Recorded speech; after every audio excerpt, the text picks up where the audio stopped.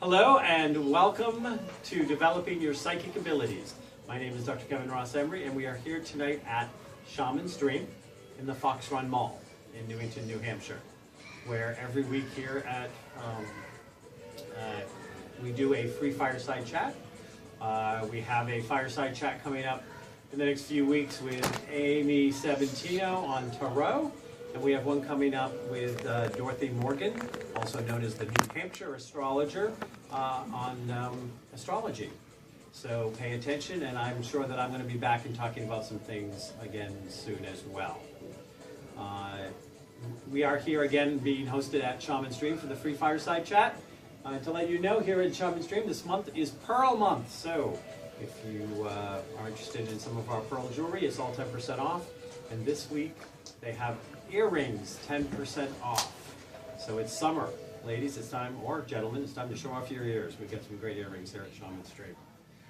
You can find out more about me at mydrkevin.com, mydrkevin.com, or weboflight.com. And if you have not gone to my Facebook fan page, that's facebook.com/mydrkevin, mydrkevin, where starting next week you'll start to see my a reposting of my new TV talk show, which just started. So tune in, like my fan page, and check the show and let me know what you think. So I want to talk about developing psychic abilities. First of all, I'm going to take just a couple of minutes and talk a little bit about my psychic history, because I think it's very important when somebody is teaching something to kind of know, how do they know about this? And why should I believe them? Because, you know, if you look up the word psychic or intuitive, or you could go to 100 different psychics websites and you go, how do I know if they're psychic? What's their story? What do they mean by that? How does that define, you know, and what's involved in that process? And like I say in my DVD, are you psychic?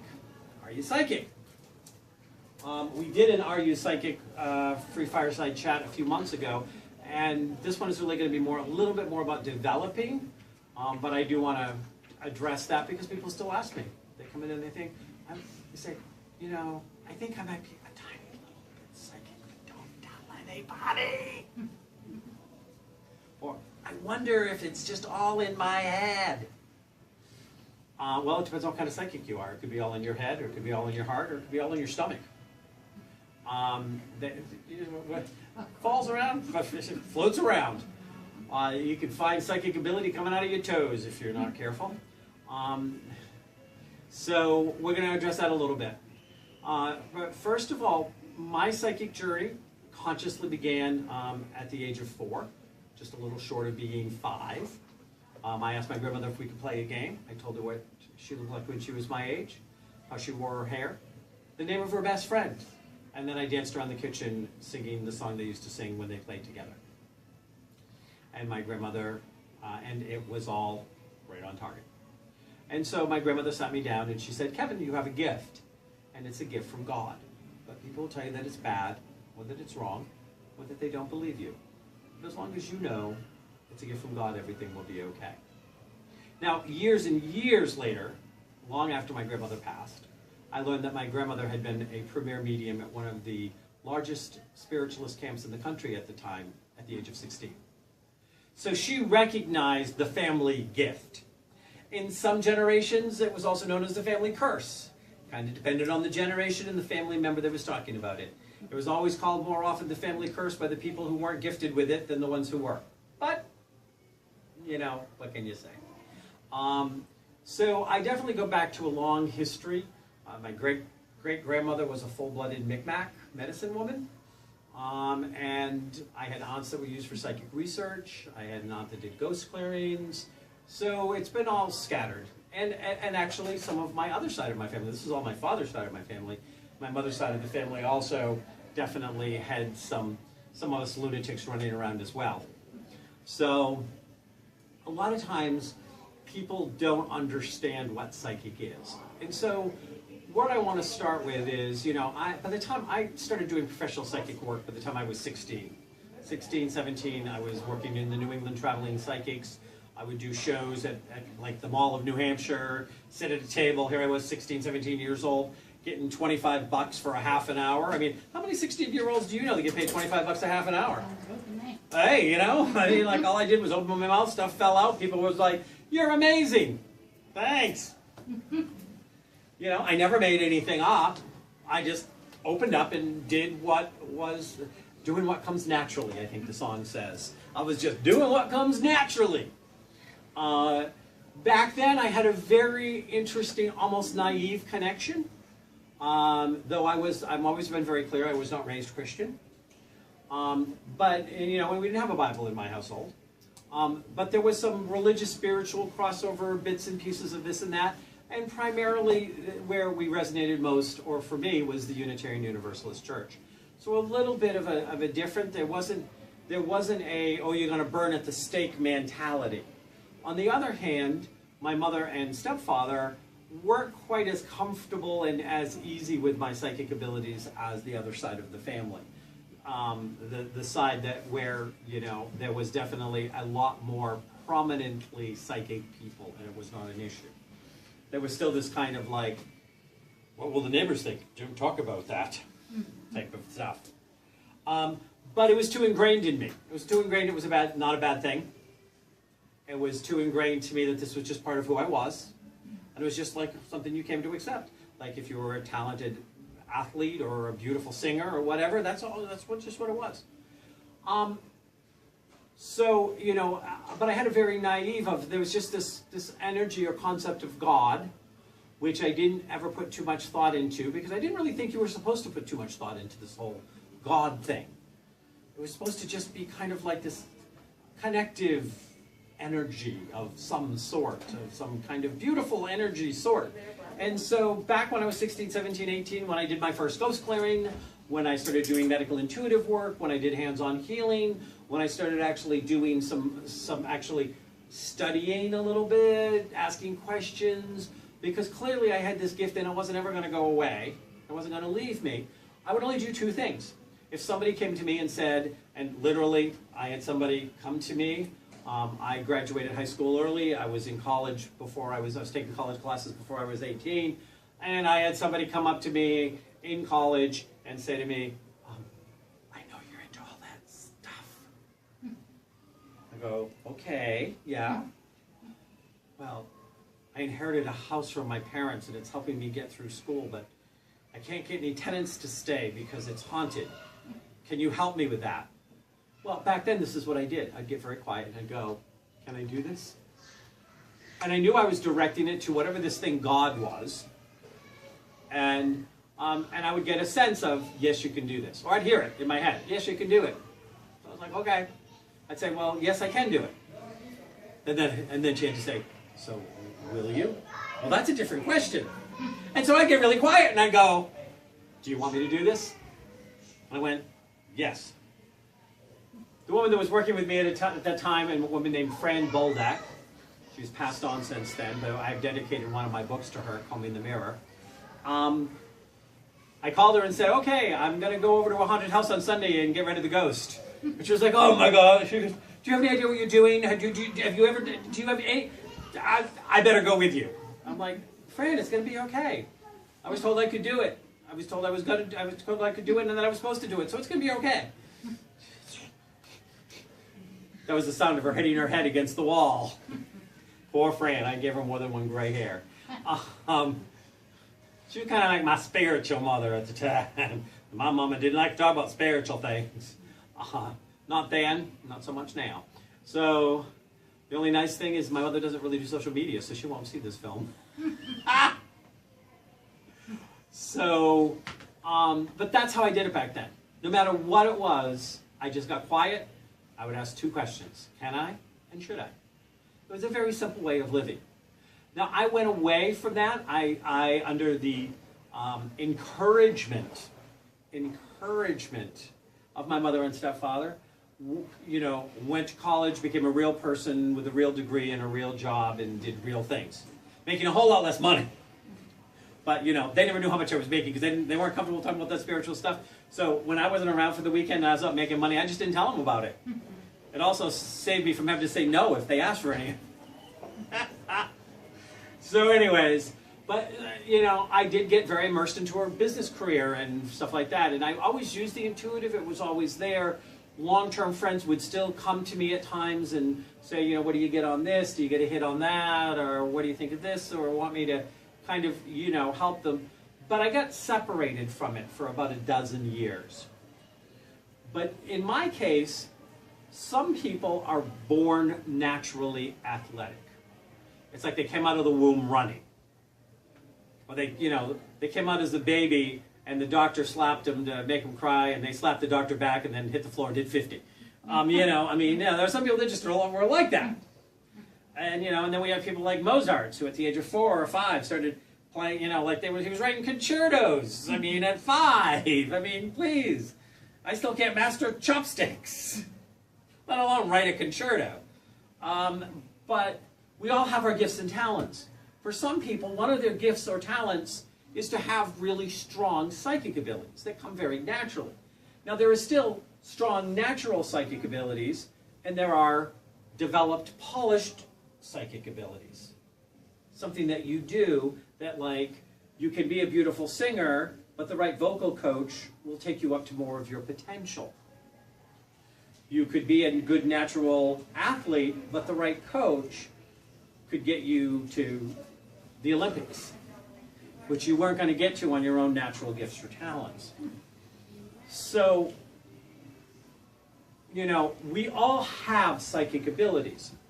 The psychic ability is just that part of our consciousness which connects us to the collective consciousness, to spirit, God, Goddess, Allah, Buddha, the great universe, great spirit, the great pumpkin. I don't care what you call it. I kind of always liked the great pumpkin. I thought he kind of rocked that orange. Okay? I don't give my power away to the names. This is not what that's about. But you have a connection. And part of the reason you have a connection is because within us each is a divine spark. I define souls as cells in the body of God. So you, young lady, may be a cell in God's right cheek, right above the smile line. And this young lady over here, she might be a cell in God's left elbow. You can never tell. I know that I am a cell in God's butt, because that's what I'm a pain in this lifetime to most people. So I know where my cell lives. But just like your cell is you, it is not all of you. It is your DNA, and it has every part of you within that cell, wherever it is. But it is not all of you. We are God, but we are not all of God. We are spirit universe, but we're not all of spirit universe. The place that man continually gets himself in trouble comes back to the fact of, it isn't when we discover, oh, I am God on earth, because I am a cell in the body of God, and I am a cell on earth, and so there is a divine part or aspect to me.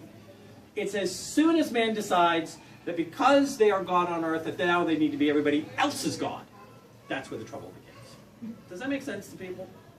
So I give you that because if you can accept that, even if I'm stretching your comfort zone a little bit, if you can say, okay, yeah, we all get a little divine spark, we all get a little piece of God in us, God created us.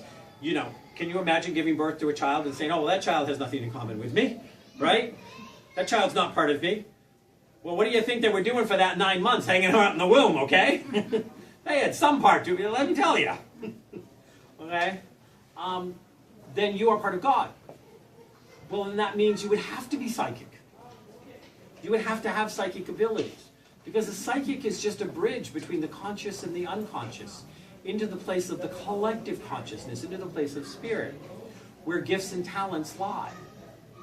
That which greatest separates us from the animals is not our ability to reason, because there are some animals out there that reason a whole lot better than some humans I know. Especially some of the ones that live in Washington, D.C. Zebra. And zebra. Okay. It isn't that it's what separates us is our ability is our ability to love. Animals clearly love. There are pack animals. There are animals that mate for life. We now cannot sit there and look and think that a bear does not care for its cub, that there is not a form of love there. Okay, that exists. What most separates man from the animals is animals are instincts, which are survival mode about how to get through the world. They know when not to drink the water in the poison river. We don't even know when not to drink the bad tequila with the animals still alive, the bug's still alive in the bottom of the bottle. So wolves have it all over us. Oh, no. It's that they have instincts and we have intuition. Psychic abilities are a higher set of senses. So just like you have the sense of sight, and there are many species of animals. In fact, probably more animals than not have better eyesight than we do. Okay?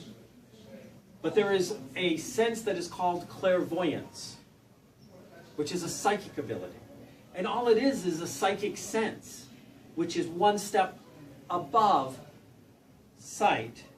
It is clear sight. It is sight from the place of consciousness. And so when somebody is a clairvoyant, they are clear seeing. They could be clear seeing the future, potential futures, because the future is not in granted. They could be seeing things that are going on parallel in some other part of the world. Or they could be seeing the past, or they could be seeing past lives that they have no intellectual knowledge of. But they are seeing it. It is visual in their brain. Now we hear, again, most animals have better hearing than we do. Okay? Or you can be clairaudient, clear hearing. And your psychic information comes like words, like you hear it. You hear sounds, you hear words. A really powerful clairaudient never has a world of silence. There's constantly a murmur of language that's coming at some level.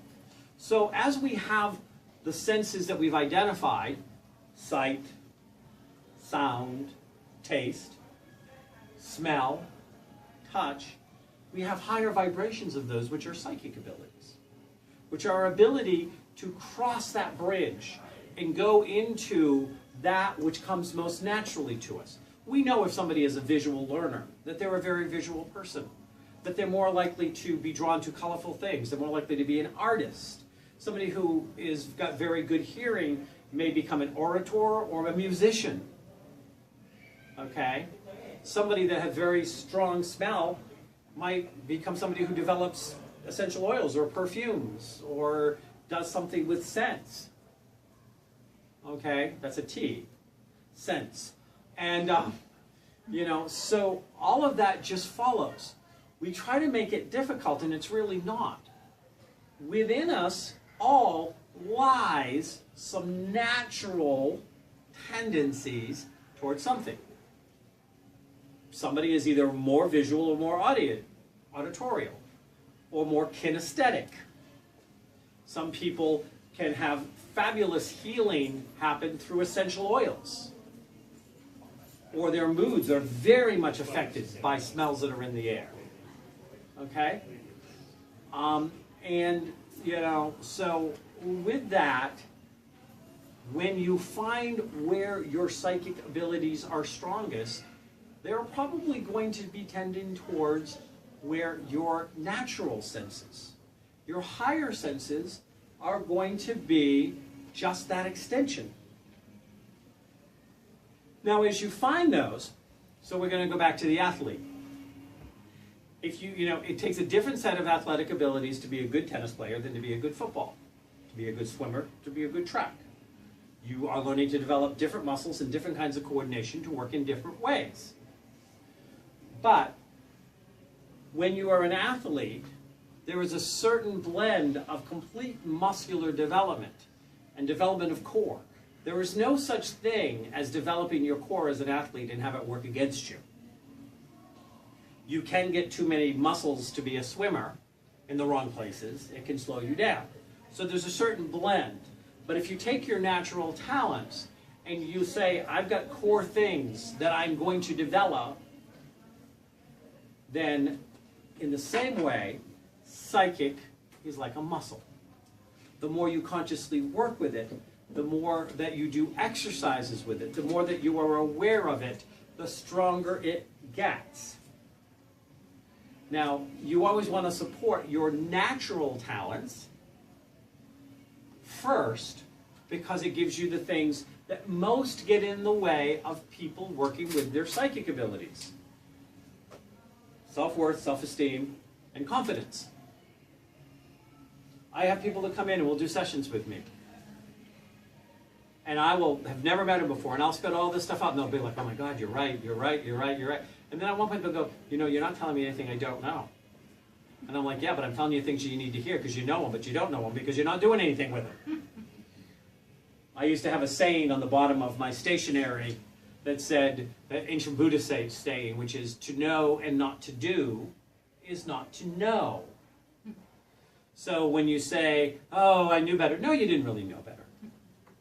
You understood intellectually that you shouldn't have done that, or you should do this, or whatever. But there's some part of you that still hasn't got the wisdom of the experience, so you keep stubbing your toe on it. So you don't really know, because knowing is when you have integrated an experience into wisdom in a way in which it changes the way you see the world and live your life. That's when you know something. It becomes an absolute truth within your being. And so most of us just like to run around and say we know stuff. But in action, we don't. So in your psychic abilities, a lot of times people will go, you know, I knew I shouldn't take that job, or I knew I shouldn't go on that date, or I knew I should have trusted that person. But what gets in their way is, you know, for most people, if you're a little kid and you started spouting psychic stuff, oh, now it's time to grow up now. Time to become a real big person, you know. But I see all these things. Now, am I going to have your eyesight checked? Do you need glasses? Well, I heard voice. Well, now you don't want to turn around and tell people you heard voices, because you know what they do with people like that. They get locked away and you'll never see your mommy again. So don't tell them that you're hearing voices. Phone starts to ring. Mommy, Grammy's on the phone. Okay, yeah. Oh, hi. It was your grandmother. I told you so. Well, I know, but you'll just say that whenever the phone rings because you know you love your grandmother. No, because the next time she goes, Auntie Helen. Well, I know you love your auntie. You know, you can do that 10 times as a kid. And each time be discounted that, well, you just made that up. You were just lucky. So you get a little older, and now something important comes up, and you get a kind of an intuitive hit for yourself or a loved one, a child, a parent, a sibling, a best friend, and you get this hit, but you're like, yeah, but I'm not really psychic. I'm not really like them or those. Or that doesn't even believe. Or, oh my God, you know, I mean, if I tell them that I got something psychically, you know, on one hand, the men in the white coats are going to come and get me, and the other hand, Satan's laughing in the corner because he's dragging me to hell because I've been corrupted. There's a no-win situation. I'm just going to keep my mouth shut. Okay, we have all of this incorrect mythology of, you know, of psychic abilities, you know, well, of course, it's okay if a priest does it. Then, you know, then we have, it's one of the, you know, it's one of the, oh, what do they call them in Catholicism? I was clearly not raised Catholic, but I know there's a whole string of things that in Catholicism are considered not the Beatitudes, maybe it is? It's, but it's like what they call speaking in tongues and doing this and doing that. And the Catholics have a whole thing for it. Now, they never call it psychic. And of course, you know, everybody that did it for 500 years became a saint after they got burned at a stake, stoned, drowned, you know, stabbed with a sword or something. Because, you know, it was the devil talking. But then afterwards they decided, oh no, really, it was a blessing from God, so now they can be a saint. Somehow I don't think that sainthood is worth, like, dying a slow death, being drawn and quartered while people were laughing at you because you were telling them the truth. Well, some corrupt old priest. You know, somehow it never worked out in my equality scale. Yeah, great, for 500 years people celebrate my birthday, big deal, I was still dead. Didn't do me a whole lot of good, did it? So anyways, so developing your psychic abilities is first of all the process of Getting rid of all of the BS that you have in your head, why you can't be psychic, why they don't exist, why it can't be you, why, you know, you're just making it up, whatever. Whatever BS that you paint whenever you get a psychic thought that comes up. You know, I didn't get a good feeling of it, but I didn't say anything. Who am I? You know, so first of all, it's the road of acknowledging that you have these abilities, acknowledging that they exist. Okay? Once you can accept that you acknowledge them, then you need to start to keep a little track of, well, how many times did I get a gut feeling, or did I kind of sort of know something, or did I have this dream, or did something happen that I really, the easiest answer is, I was getting psychic information. But you won't give yourself the easiest answer. I must have overheard something. Must have been something somebody said. I must have seen it on a billboard. I must have done. There is 1,001 excuses that keeps you from saying, well, maybe I'm just a little bit psychic. Imagine that. Don't you get it from people's eyes a lot? Well, not when they come see me. No, but I mean, you can. You can. Look at the eyes. You look at the eyes and they kind of go, oh, are you a little crazy? But I mean, it's a window. Yep. And, you know, the funny thing is, and, you know, of course I went through periods. I mean, growing up as a very psychic child is not easy. Because there was a lot of truth. You know, the old children can say the darndest things type of thing. There was a lot of things I was saying when I was growing up that a lot of adults didn't really want to hear. And it just wasn't all that, you know, kids say the darndest things. It was because I could perceive things. And, you know, there's nobody that gets any uglier than somebody who's running as fast as they can away from the truth and you put it smack in front of them. You know? It's kind of like standing on a train track just as the train is coming. So, yeah, sometimes you can see, look, but all you have to do is, first of all, I mean, like when I teach my psychic development courses, one of the things that I do with people is, you know, you have to build it safely. You have to know who can you talk to, who's going to support you initially, who's going to be your psychic buddy, who is somebody you can go on psychic spiritual dates with and hang out with.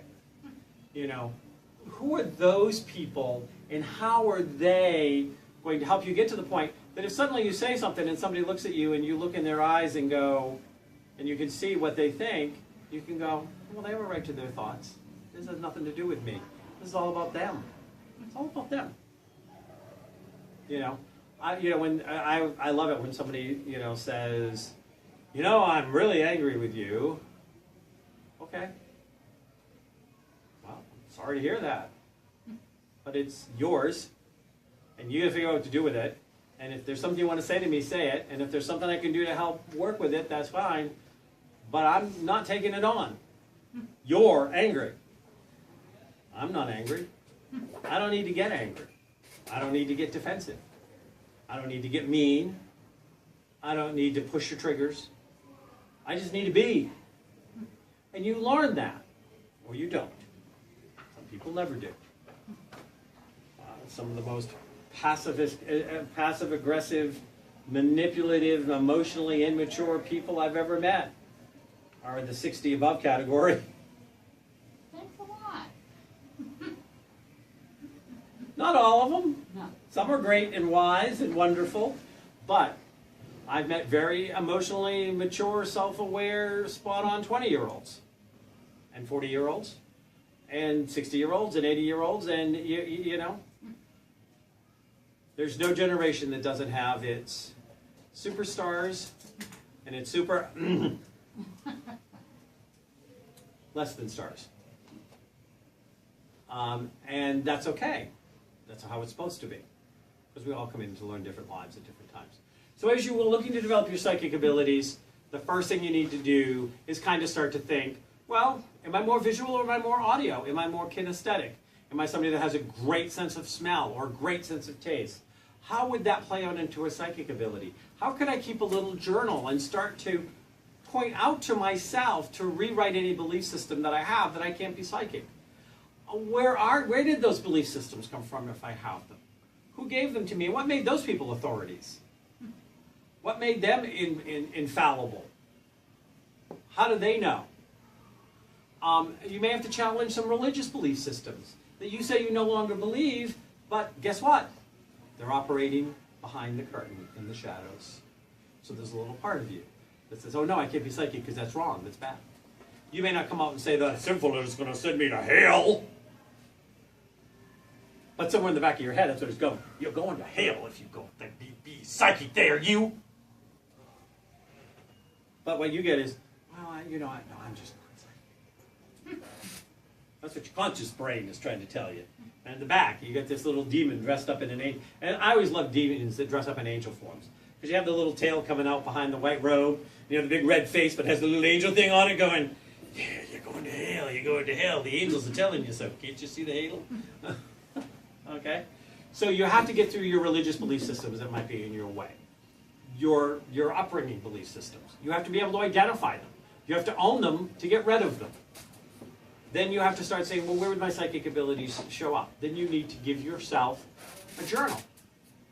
And write about it. Do outflow writing. Do some stuff. Practice. I highly recommend my book, Combing the Mirror, because the chapters are very short, but each one has a homework assignment. So it gives you something to do to integrate the information. Because information without application is useless. You have to be able to apply and work with things, which is why I'm such a big, whether people see me in my private practice, sometimes even people that just get readings from me at fairs, or whether my serious students, they all get homework from me. Because if you are not applying things, if you are not working with things, if you are not moving things out and making changes within your life, then you're basically just sitting on the sidelines saying, oh, wouldn't it be nice? Oh yeah, well that book's done, up on the shelf.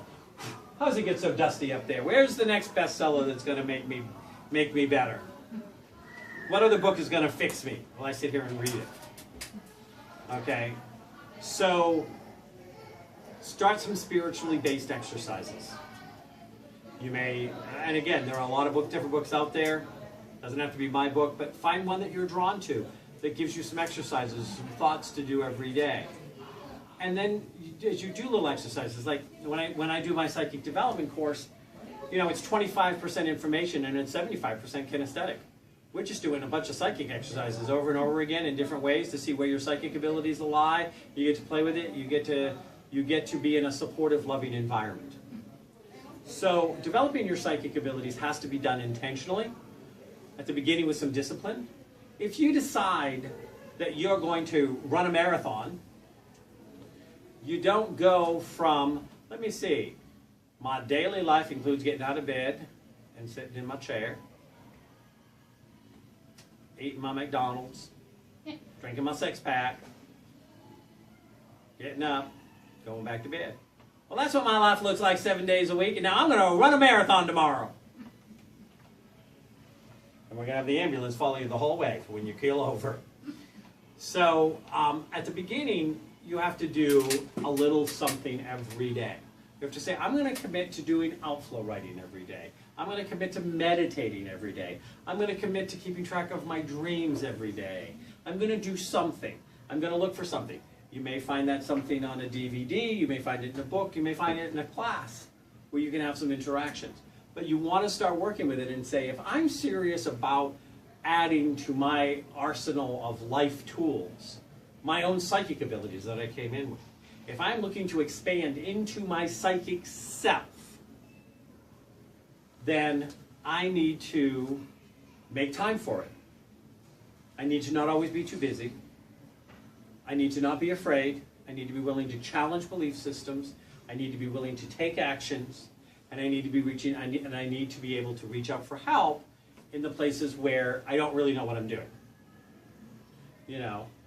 There's a difference. They say that all kids, they have the whole water babies thing now, and babies that are born in birthing pools, and they're saying, that if you put a child and you drop them in the water, they'll automatically start swimming. It's an inherent thing.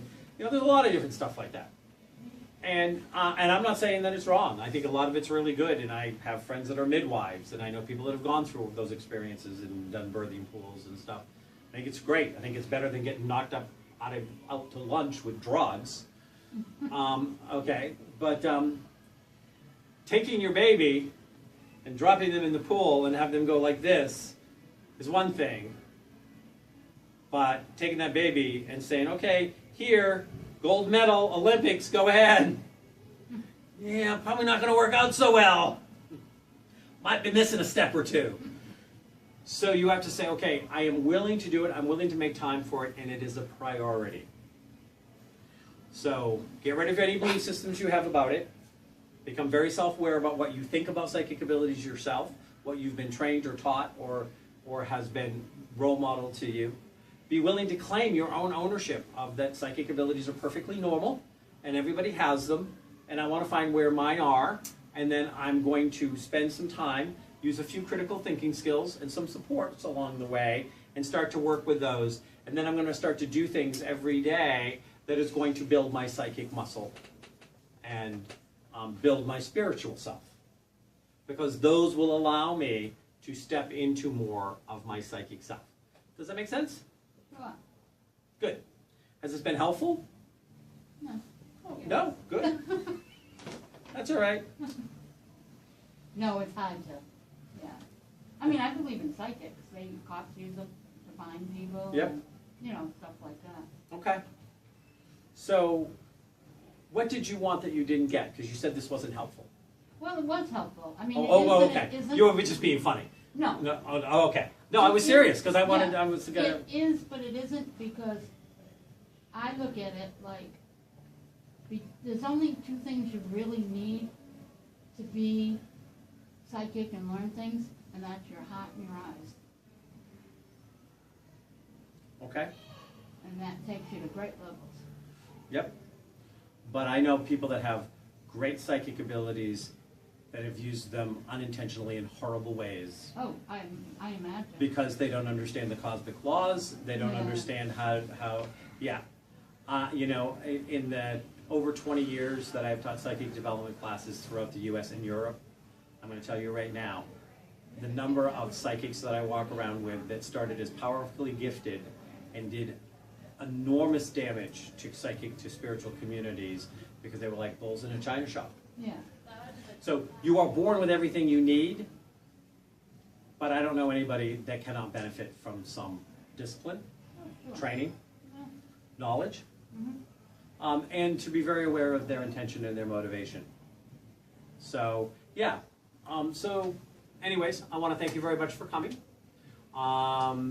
Feel free to look around the store. I want to thank everybody else for coming. The owner of the shop, Tim Harris, at the end of July is going to be doing a Enhance Your Gifts of Discernment, in other words, psychic development.